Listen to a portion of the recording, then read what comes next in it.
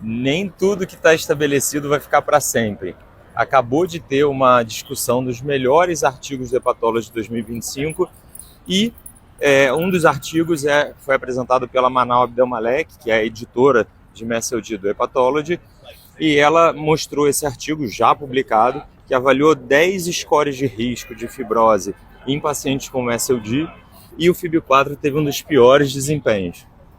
Os dois melhores foram o MEF5 e o Safe Score.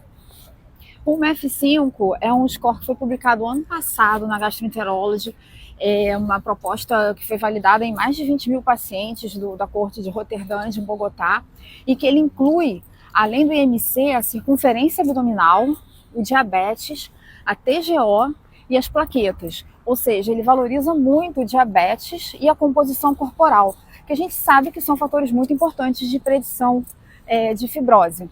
Ele não leva em consideração a idade, o que a gente sabe também que é um fator que faz muito superestimação de fibrose, e ele tem um valor preditivo negativo geral em todos os grupos de 96% para presença de fibrose em relação à elastografia, fibrose maior do que 8.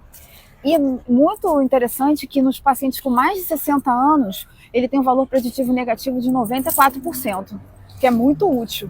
A minha impressão é que o desempenho bom deles foi porque eles identificam as duas principais variáveis para o risco de fibrose na MASLD, que são a presença de diabetes e obesidade.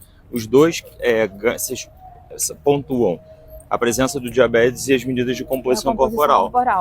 E para corroborar essa discussão, foi apresentado um pôster hoje de uma coorte de Londres que avaliou 299 pacientes que fizeram biópsia, pacientes sob risco de ter MASLD, e 1/3 dos pacientes que tinham fibrose F3 ou F4 tinham nessa coorte o FIB4 menor do que 1,3. Assustador, porque se perdeu, se a abordagem fosse baseada primeiro no FIB4 e depois no método, ou elastografia ou biópsia, nesse caso foi biópsia, se perdeu um número grande de pacientes com fibrose. E que precisam ser tratados, e a gente agora tem tratamento para esses pacientes, então eles ficariam de fora do tratamento por uma falha, digamos assim, do FIB4.